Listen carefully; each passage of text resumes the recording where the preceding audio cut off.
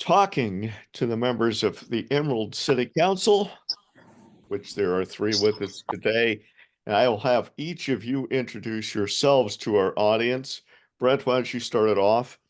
Okay, I'm Brent Bristow, the saxophonist, keyboardist, and part-time vocalist with the group.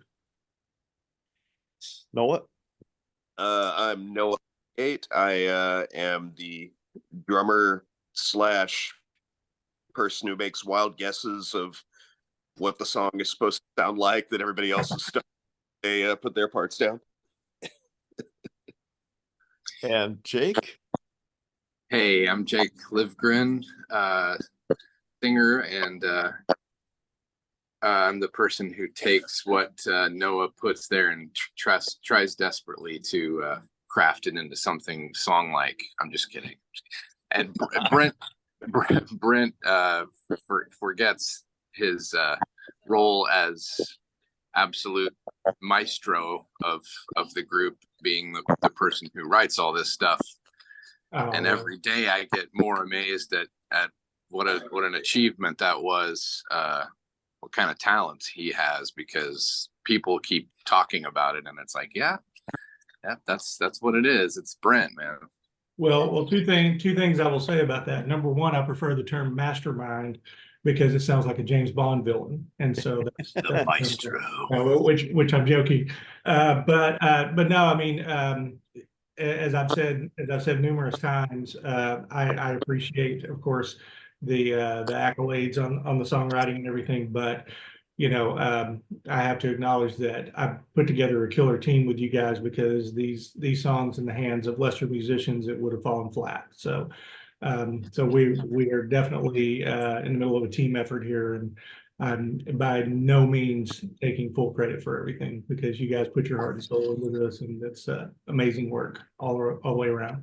Is this a modern consortium, as in, have you guys ever been in the same room together to practice or perform? No. as yet.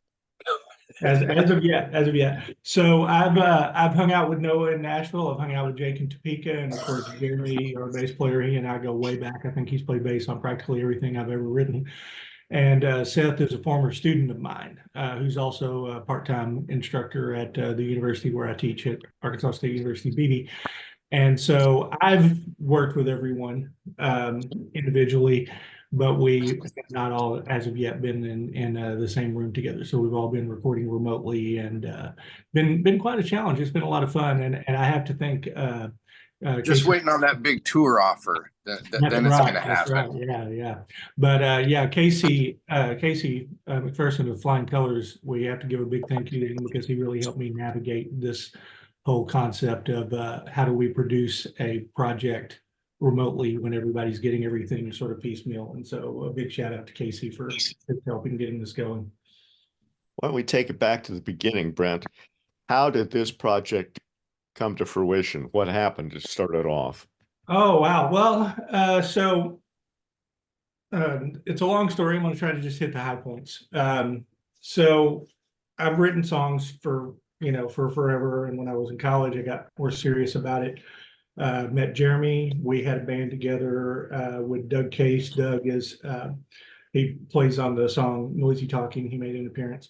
And we did an album and a half before everybody kind of went their separate ways. And then, life got busy. I started working on a doctorate, became a professor, and then got busy with all of the stuff that it takes to get tenure, promotion, everything.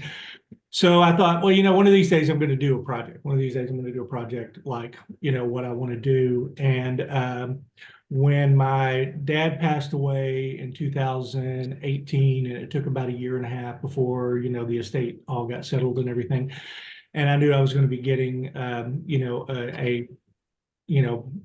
my cut of the inheritance and everything. I really wanted to do something, because my parents were so supportive of my music career and what I've done over the years as a professor and a performer and everything. That I wanted to do something to honor them. I didn't want to just, take the money and blow it or whatever. I wanted to invest it into something that they would be really proud of.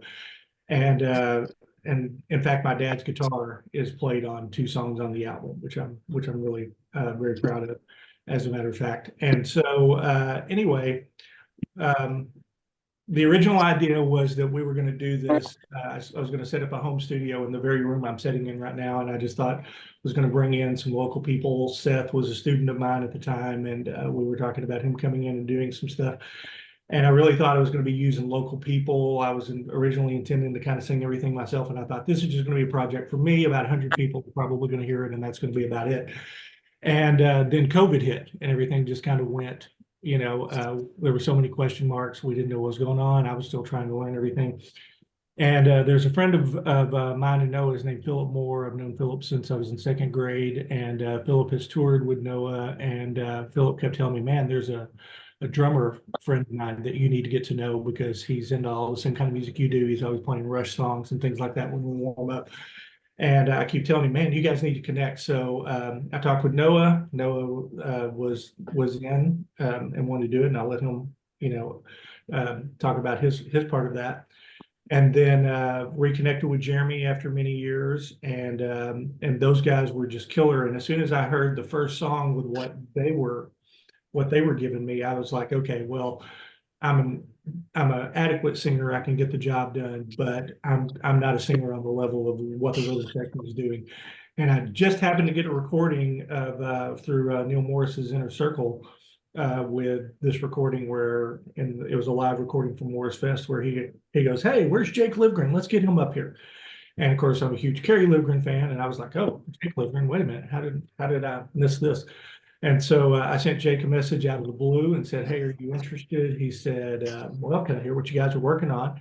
And I told him, so we sent him Noisy Talking, and then he came back and said, yeah, this is great. I want to be a part of it. And so the rest has sort of been history. And then, probably the other big thing is when we got to a point that we were starting to mix, I was actually in Nashville hanging out with Noah, and I was telling him, I worked in a recording studio for a few years, so I'm a decent mixer, but it's been a long time. And I was telling him, yeah, I feel like maybe we need to get somebody with a little better skills than me. And then Noah says, well, I've got a friend who's a multi-Grammy winning mix engineer that loves prog rock. And I'm like, and you've been sitting on this information for how long before we know this? So that was Jamie Tate at Ruckus Room, the studio, and Jamie's great. He and I were texting just the other day. And so we contacted him when he was in. And so the album just sounds amazing because Jamie is such an artist at the console. And so he took all of our tracks that were recorded, not only in different spaces, but in different states, and made it sound like we're all sitting in the same room together, making music together. And so big shout out to Jamie for taking everything together and making it into a coherent project. How much of the music was already at least formed in your mind when you started reaching out to people like Noah and Jake? There were 4 songs that I had in mind. Only one of them was finished, actually. No Thanks to You, I had done a demo of a few years back.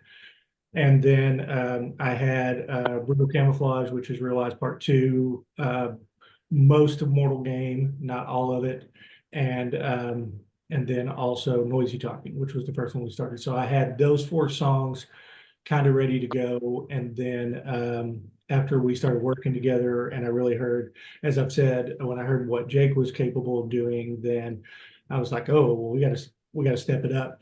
And these guys challenged me. They pushed me because I was like, oh, well, we can do more than what I originally thought. With Noah's drumming, Jeremy's bass playing, all of those guys were just phenomenal. And so I had the idea for Ice Thinning that I wrote specifically for Jake to sing, because the other 4, keep in mind, I originally had in mind that I was probably going to end up singing them. And so Ice Thinning, I was like, oh, well, now that I know what Jake's voice can do, I've got to write for that. And I think that that's what you hear in that tune, and then all of the other ones that were done after that, I think really are very well suited for Jake. And I got to say that Jake said to me when we first started talking, well, I feel like I'm kind of a chameleon with my voice. And the versatility, I've thrown all these different songs at him, and they all have a different feel and a different thing, and he's just nailed every one of them. And it's been different ranges, and it's amazing how he's still sounds like him, but at the same time, can really change what he's doing to suit the song, and that's really amazing. We should mention Ice Thinning is already released in terms of the video, and a very impressive effort musically and video wise. And so people can get a real sense right now of what the band is about through that one cut, with the rest of the album being released on January 19th. Right. Noah, how about you? Where do you come from this from?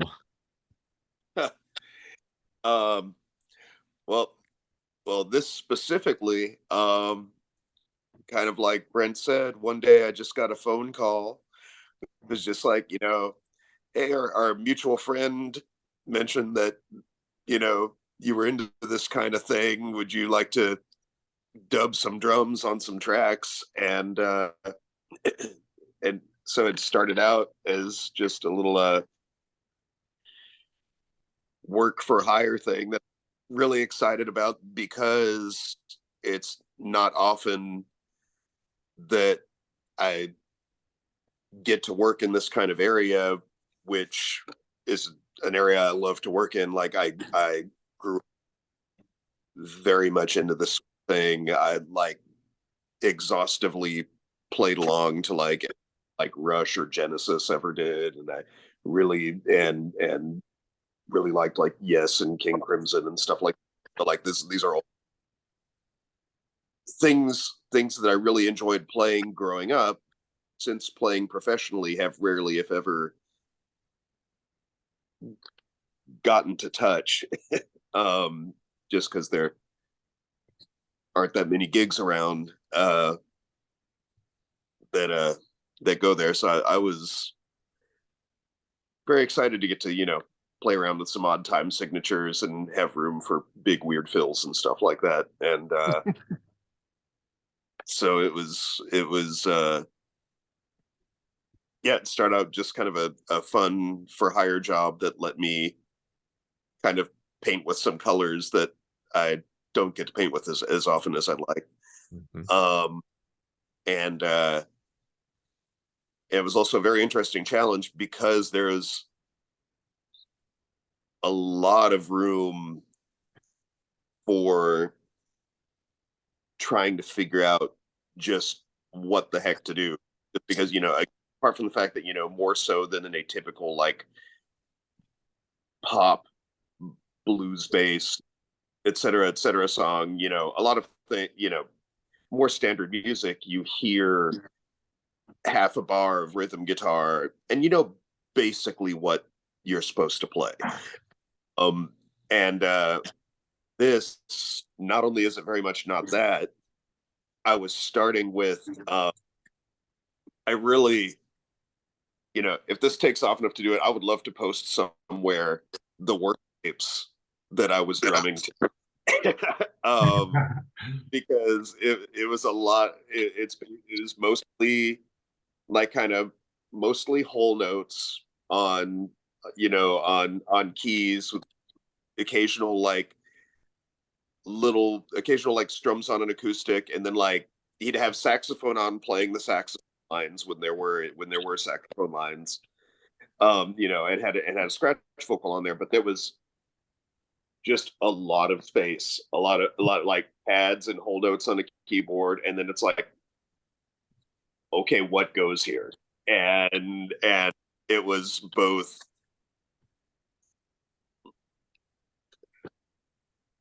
a really interesting opportunity of, okay, there's a lot of room to just create, and also kind of terrifying of kind of gonna step off do something and try and hope it ends up being cohesive and it was kind of both exciting and a little scary, and at times overwhelming. Just just trying to figure like, okay, what goes here. But it was a really interesting process, and ultimately like really fun and rewarding, and then amazing when I would send that in and then have it come back with bass and guitar over it. Mm-hmm. really finding the groove in it and suddenly making it sound like a band, and then you hear it and it feels like, oh, okay, this is obviously what it was always going to sound like. It's, I don't know, it's really a credit to the other players how well, they'd get just a lot of banging over held chords and come back with, and make it a groove. Jeremy, the bass player, really amazed me with what he did and the ways, because like there's anytime you're getting outside of your kind of standard groove music, like it is underappreciated how difficult it is to take like a weird drum part and as a bass player find something to play with it that both matches and complements it, but that isn't so equally complicated and weird that it makes it so you can't bob your head to it. Mhm. And Jeremy did an incredible job of just finding these very natural feeling lines to play to everything. Like he found the groove in all of the stuff and made it feel organic and cool and not just like two people playing a million notes. And I don't know, there's a very long meandering answer to that question, but it was, but to get back, but after we got into it for a little bit, Brent, approached me with, hey, the idea of, hey, do you want this to actually just be a band? And the comment, and I was really excited about it. I spent on a few levels, like I spent pretty much my entire 20s being in bands all the time, doing original music and stuff like that. But like the last while, pretty much everything I've done musically, it's all been work for hire. It's all, it's all been like sidemen stuff or, session stuff or whatever. And being part of an original project again was extremely positive thing for me. And I love what Brent's doing, like what he's writing, I think is amazing. And the other people involved, like Jake and Jeremy and everybody, are so talented and doing, just every time I hear back what they put over something when it comes back to me, it's always surprising and cool and impressive and inspiring. And so anyway, yeah, I was a pretty easy yes for let's have this be a band, who would, however many people outside of us we get interested is what we get. But I'm in for the ride. Yeah. Yeah, and I want to add that We should again, mention that you probably have some genetics in your favor to whatever extent, in that your father is also a professional musician who has been known to a number of fans. It's true. Yeah, I definitely, music was always a presence in my life, and definitely kind of a little bit of the more complicated end of music was always a presence in my life. He was always simultaneously,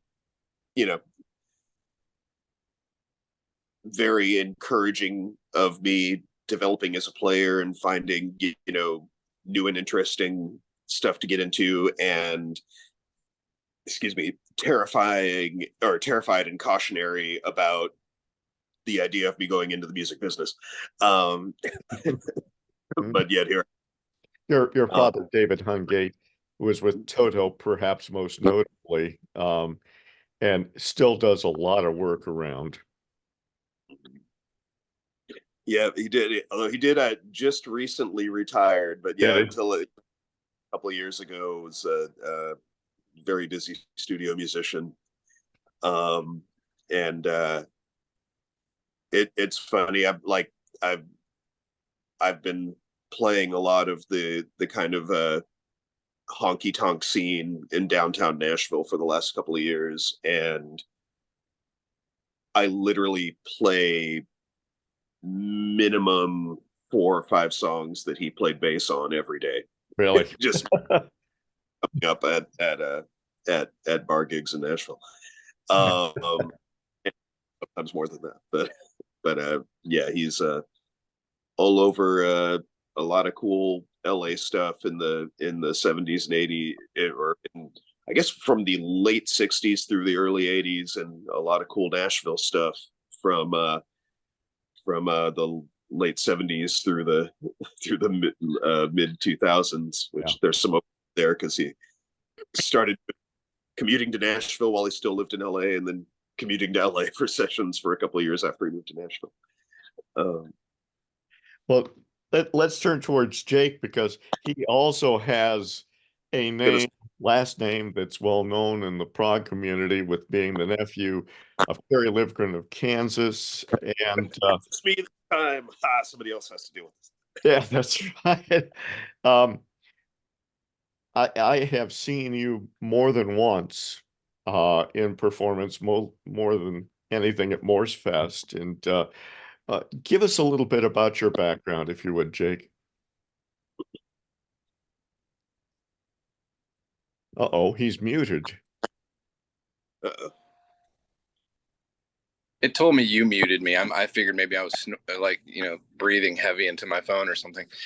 I said I was thinking about what I would say about this, and because I figured it was coming to me, and it brought up memories of the earliest days of becoming a singer, and it was my wonderful grandma that spent a lot of time with me and my sisters growing up, watching us while my parents worked. You know how that goes. And one of the things that we did for fun is she would take us down in the basement, and my sisters, my 2 younger sisters, would get super excited and giggly because we knew it was song time, because my grandma was a pianist and a singer, wonderful singer. And used to take us down to the basement and play show tunes, Disney songs and show tunes and old standards and stuff, and my sisters would sing along while I would grab my G.I. Joes or my He-Man or whatever, and I'd be off in the corner having adventures, and they would all be over here on the other side singing. And my sisters were both also amazing singers. I say better than me.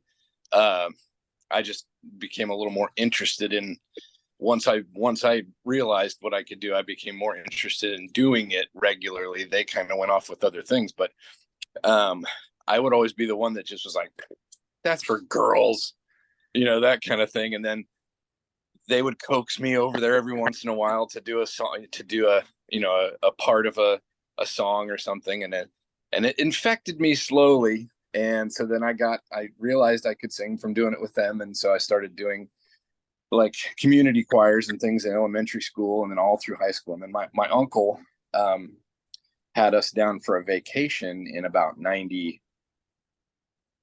89, 90, something like that. And he said, so what do you do with your time? What are you interested in? And I said, well, I've done some musicals and some singing in the choir and stuff. And he's like, oh, really? Well, I'm working on an album. You should come down and sing some in my studio. And at this point in my life, he didn't ever live near us. So he was kind of a mythical figure. He was more of like a mythic hero to me than a family member that I knew very well. And so to get the chance to even set foot in his studio, let alone him offer me to sing in there, was just like something from a dream. So he took me down there the next day or whatever and played me some of the early tracks from his album, When Things Get Electric, which came out, I think finally actually came out in like 95, but he was already working on it like 4 years before that. And I ended up, over the course of that trip to Atlanta, singing, I think 2 or 3 complete songs of all the background vocals. And then he briefly or shortly after that ended up moving back to Topeka while I was in high school. And I started going out to his studio more and more often. And I ended up being basically his demo vocalist for everything he wrote. I would do the original demo for it. And because I still sounded like a kid, let's be honest. I mean, I listen to some of that stuff now and it's like, oh my God, I was an infant. But slowly I didn't know at the time why he was kind of bringing me on slowly. But because the guys that he was used to having sing for him were 15, 20 years older than me and sounded like men. And so the more my voice matured, the more actual work I started to get, appearing on his albums and stuff. And eventually by around the late 90s to 2000s, I was pretty much the primary vocalist on his solo stuff, and even got a chance to appear on the Kansas album that came around that time. And at the same time I was doing my own original stuff and having bands and whatnot and in the local area. And so kind of then the Proto-Kaw thing happened. We got to be in the band Proto-Kaw together and got to tour all over the country and even in Europe. And that was amazing.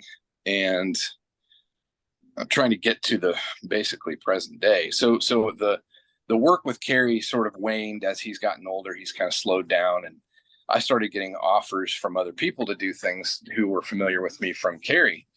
And through a mutual friend of ours, Bill Evans, he had heard Bill and I's stuff, which we hope to release our album here in the next year or so. And when I listen to it, I can't believe we haven't let the world hear it. It's going to be really good. But Bill had played or had been playing in the background tracks that we were working on, and Neil had heard that stuff and was like really interested in what it was. And he asked him who's the singer. And so through Bill, Neil had gotten a hold of me.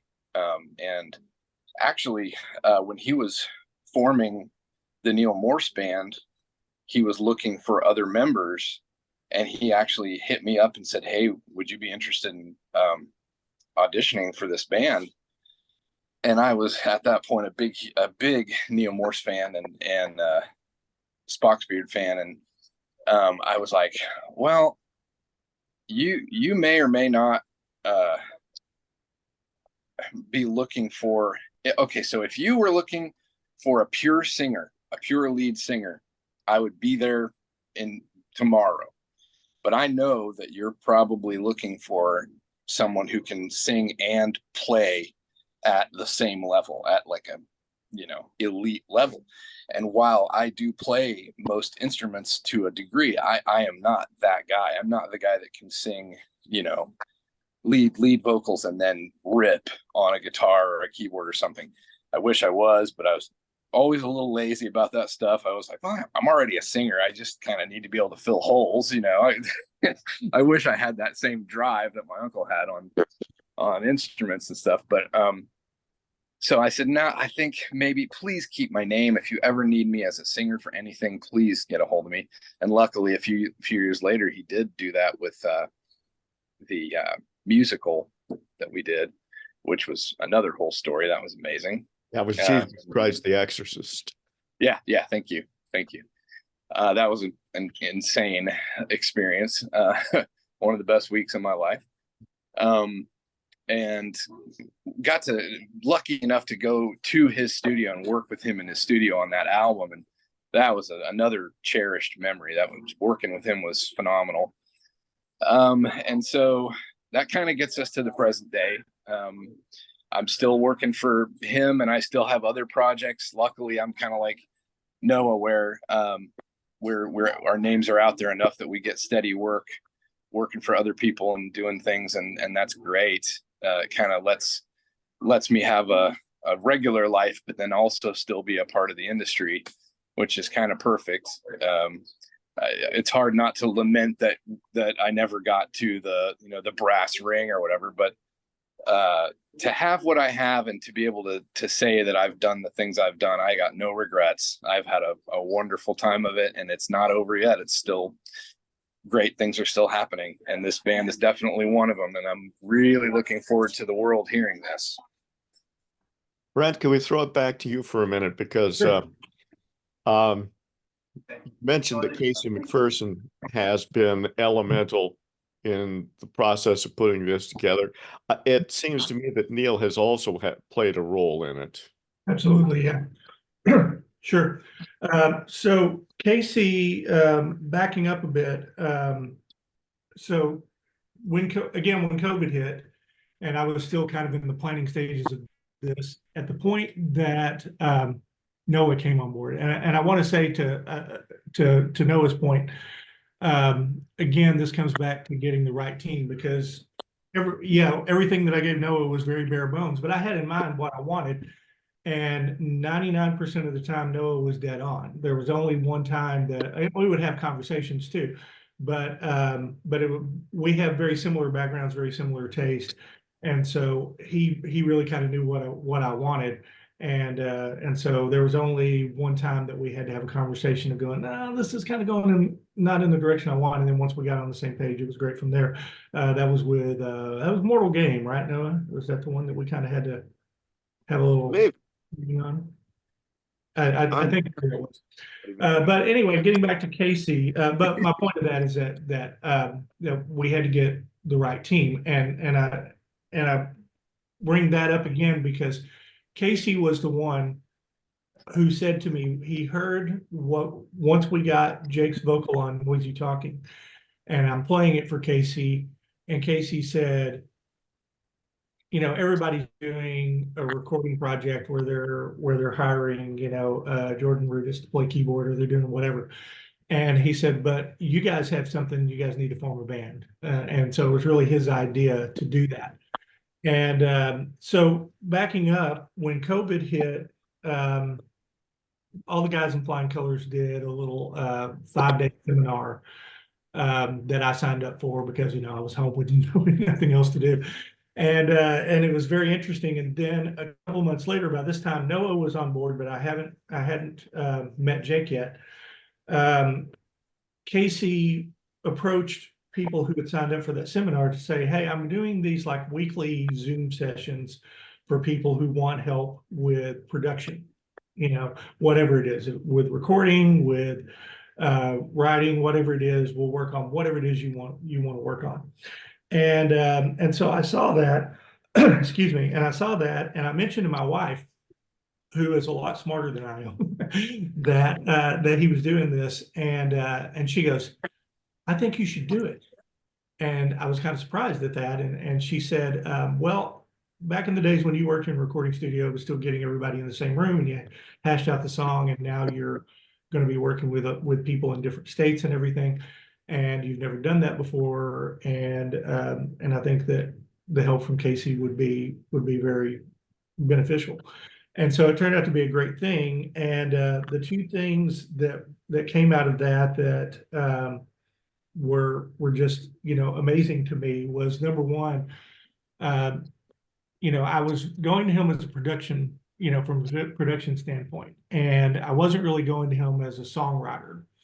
I've always felt pretty confident in my ability of songwriting, but I don't mind telling you that I was a little apprehensive about playing my material for someone that I admire as much as Casey.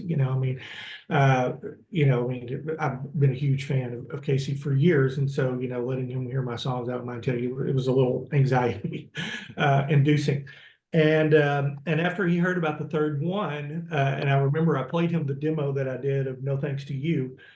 And he's listening to this. This is over Zoom, and he's making all these faces like, he's doing all this stuff, and I'm thinking, oh, he hates it. He hates it. Oh, he's going to tell me this one's terrible, whatever. And he gets done, and he's silent, and I'm bracing myself for this.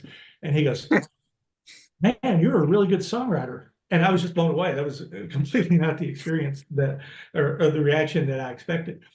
And so he really kind of gave me the confidence to say that, my writing was on a level that we could actually do this. And so that was an amazing experience. And then the other thing was that, as I've talked about, my approach to saxophone on this is very different. I wanted to do a very non-jazz thing. I wanted to being very influenced by Robbie Steinhardt and his work in my approach. And so when I let Casey hear it, and Noah and I even had a conversation where I said, I'm going to try some new things with saxophone. It's either going to work or it's going to fall flat. And he said, well, that's what prog's all about, right? And he was absolutely right. And so I played it for Casey, and Casey said, oh, so you're using sax where people would use like a monophonic synth or something. You're using that for leads, you're using that for, he goes, I get it. This is awesome. And so I was like, because I was really expecting him again to kind of be like, what are you doing, man? What, we're, but fortunately he got it, and he encouraged me to do more. And so, so it was really, Casey seemed to recognize what we were doing before any of us did. And that was, and he kind of led the charge to say, you guys need to do this, and you guys need to go beyond just recording together. You guys need to be a band, go out and play. And so it was his recommendation. So when I approached everybody and said, do you guys want to form a band? They were like, oh yeah, definitely, man. This is great. So yeah, so Casey was definitely a early important thing. And I want to just, if I can put in a little plug for him, as it's, in the holiday season, that if you're not currently giving to Cure a Rose for Casey's charity, please do. It's very important. I was on a Zoom meeting with Casey the day after he got the diagnosis for Rose and saw how it affected him.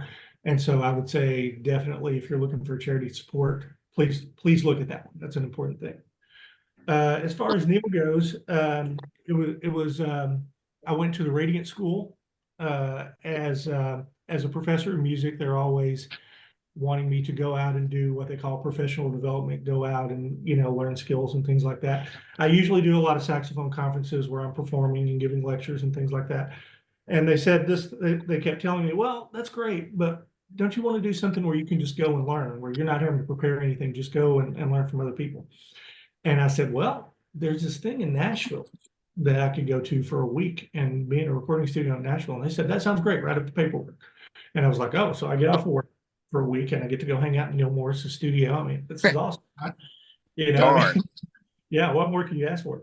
And so several of the videos are on YouTube of Neil responding to our music.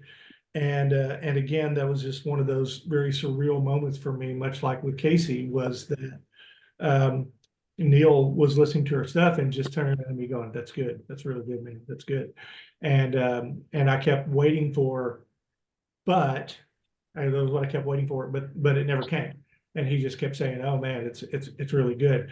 And so we started talking about ways that he could help us. And he and I emailed each other back and forth for a few months. And then finally, it was around the time that we got the offer from Melodic Revolutions to release the album. Neil came up and said, well, I still want to help you guys. What would you think about me putting the album on Waterfall and, give you guys some publicity that way? And that was just, such an amazing thing that he was willing to do that. And so the feedback from that has been amazing, and just getting that boost. So many people, I think the reason why so many people have listened to Ice Thinning is because it came out on the same day that Neil sent out an email on that. And so a big thank you to both of those guys. And I think it's obvious listening to the music that Neil and Casey are both big influences on my writing. And I think that we definitely owe those two guys, quite a bit for where we are and where we're going. And we can't say thank you to those guys enough, for sure. Yeah. And for those people who are yet to go on to the Waterfall and become members and take that as a subscription, it does have the Neil Morris catalog and pretty much everything that all the band members or associated people with the band have ever put up. And even what, almost a month before your album comes out, it is available there, which is worth the price right there. Yeah, absolutely. So yeah, right now, Waterfall has the exclusive rights to stream our album, and we're very proud of that. And we've already got a lot of people that are discovering us from all over the world because of that, which is just an amazing thing. And so, and I also I think that there's no coincidence there. If you've gotten to hear Neil's last album and the next one that's coming up, you know that Jake is on it. And so literally about 3 weeks, 2 or 3 weeks after I was sitting in Neil's studio playing him the stuff that we were doing, he called Jake and said, "Hey, I need you to sing on this other song." You know, he was actually trying to finish up Platforms of Illusion at the time. And Jake was texting me going, "Hey, Neil's wanting me to do this, and I'm trying to finish Platforms." And I'm like, "Keep Neil happy. We can do both. We'll get it done." And so Jake was a real team player there with getting me what we needed with Platforms Illusion, and also getting Neil's tracks done. And he's going to be on the next one too, on the Restoration that's coming out. So it's literally you can hear Jake twice in January, because the Restoration is going to come out on January 12th. And then our album comes out on January 19th. So it's going to be the month of Jake Livgren. And Yes. all Jake, all the time.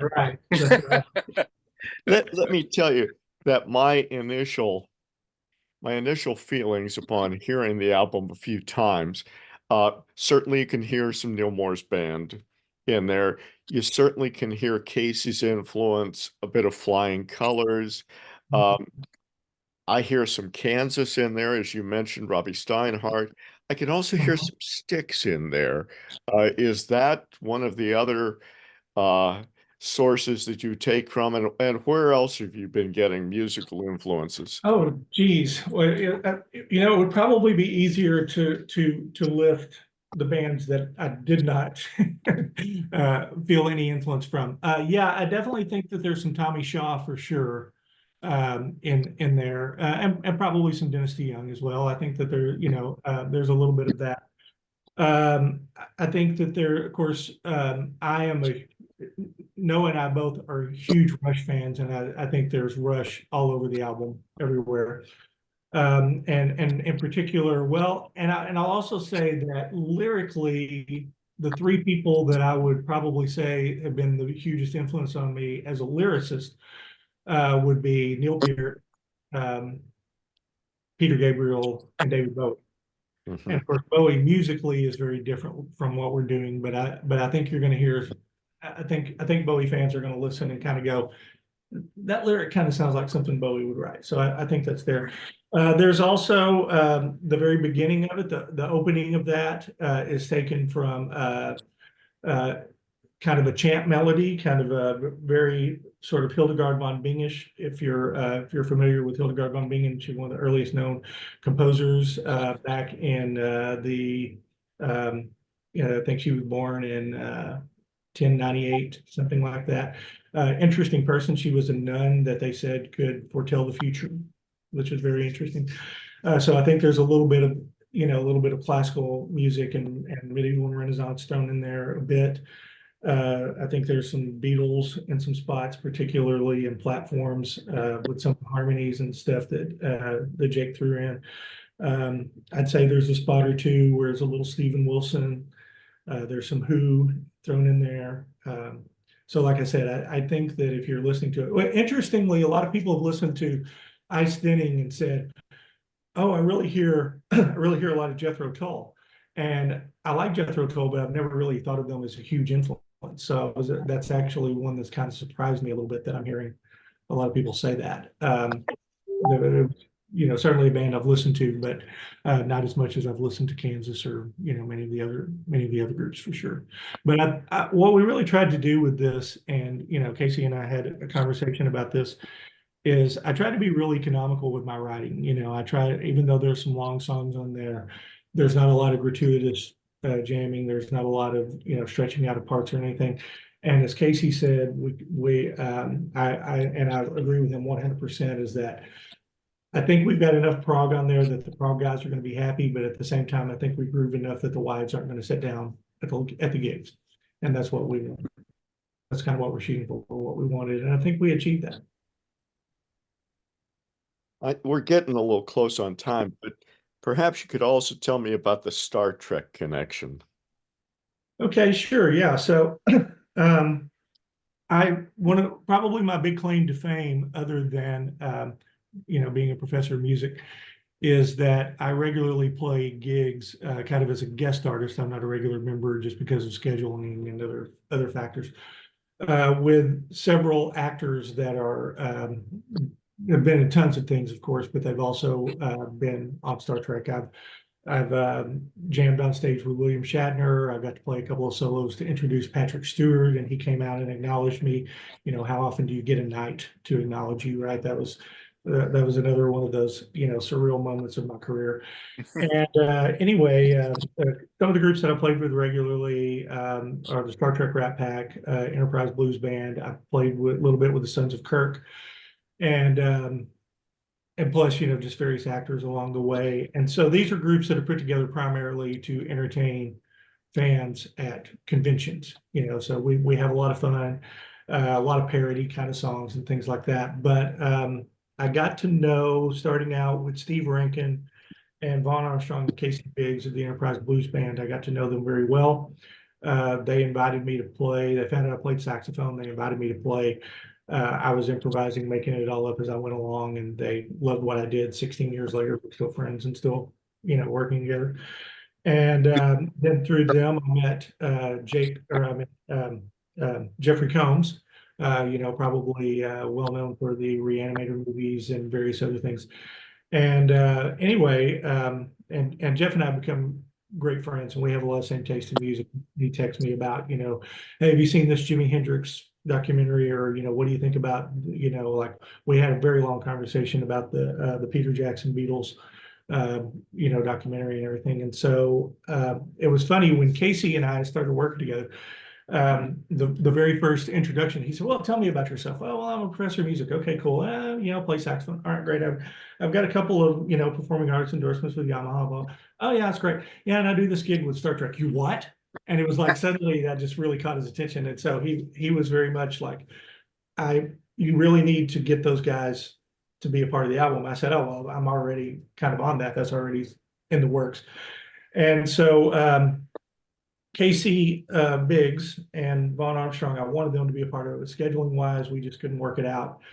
But with Jeff and Steve, the schedule was perfect. I flew to LA, and those guys were so awesome. I just said, hey, here's what I want to do. And they just said, tell us what you want, and we'll be there. And, we're looking forward to seeing you. Steve helped me find a little studio in LA that we recorded in. And so we're just really excited to have those guys on the album, and their friendship just really means a lot to me. I'm watching those guys on TV when I was in college, was a huge deal. And then, now that they've, been to Arkansas and been in my home and everything, they're just such great friends, and I think so highly of them. And I'm just thrilled to have them on the album. And I think that there are a lot of Prog fans who are also Star Trek fans, and hopefully this is going to appeal to them. And when we did, Noah had not got to hear. I got to tell a quick Noah story. Noah had not got to hear the narration. The album opened with Jeff doing a narration, and Noah's a huge Jeffrey Combs fan. And so when he got to hear the final mix, Noah called me and said, dude, I'm like fangirling right now. This is this is my secret ulterior motive for wanting to be involved in the whole thing. Was I was like, I'm trying to find my way onto some of those like Star Trek Rat Pack gigs or any of that. Like that's yeah. Me too. But yeah, I'm like, that's there's so much fun. And what I always say about those guys, which makes it amazing, is that the first gig that I played with them with the blues band, I had just met them that day, and they invited me to play. And I thought, typically you get invited to play on a show. Usually they're going to bring you out. They're going to do one song. Maybe you'll jam on another, and then they throw you off stage. And I really thought that's how it was going to go down. We went backstage and they kept going, do you know the song? And I didn't know any of them. I was making it all up. And they were going, okay, that's cool. What about this one? And they kept throwing like 5 or 6 songs at me. And I'm thinking, they don't like anything I'm doing. This is not going to work out. And so I finally said, well, is there a song you guys want to focus on that I can play? And they said, what do you mean? I said, well, I just thought we'd pick the one I'm going to play. And they kind of had this disappointed look on their face. And they said, we thought you were going to play the whole show with us. And I was like, what? And they said, yeah, well, you sound great. We want you to play the whole concert with us. And, sounds like a lot of dreams I've had. I know, right? It never happens. That never happens. And so what it really shows about those guys is that they don't have an ego. They want to put on a good show for the fans. And that's rare in the music business, as you guys know, that they want to give the best show that they can, make the best music that they can for the fans. And if that means that they drag this random sax player from Arkansas up on stage with them to play every song, then that's what they're going to do. And so that's been 16 years ago. Actually met them in Tulsa, Jake, where you just were. And that's where I am. Oh, that's where you still are. Yeah. Yeah, I'm in the lobby I'm in the breakfast area of the hotel right now. Oh, okay. Nice. So yeah, we were in Tulsa when I met those guys, and 16 years later, we're still doing it. And so I'm hoping that I can connect with those guys and have them, sign a few CDs and albums for us, along the way, because I'm sure there will be some fans that would be interested in that for sure. Mm-hmm. Well, for those fans who are waiting, either they can go to Waterfall and join up and hear the entire album, or there are 2 videos out right now so that they could get a taste of what's going on, or they're just going to have to wait another 3.5 weeks, and then the whole thing will be coming out. I guess that'll be a late Christmas gift for all of you. Correct. And I will share the news with you that we got a message the other day that the vinyl production is ahead of schedule. That's rare. That is rare. Yeah, unfortunately, they're going to be closed this week, but I think it's going to ship out almost immediately once they get back. After the first of the year, I think it'll ship out either on the 2nd or 3rd, something like that. So we'll actually end up having those a couple of weeks earlier than what we anticipated, which is going to be great. And it will be on green transparent vinyl, by the way. Wow, that'll be cool. Very cool. Well, I want to thank you all for being with me today. We've got Brent Bristow, saxophonist and not maestro, mastermind, evil mastermind behind it. Yeah. And we've got Noah Hungate, who's sort of a secondary mastermind behind it, as well as the drummer, and Jake Livgren, who is the singer nonpareil with this band that is called Emerald City Council, and their debut album is called Motion Carries. I'm Mark Boardman. For the latest in music news, reviews, and interviews, go to sonicperspectives.com.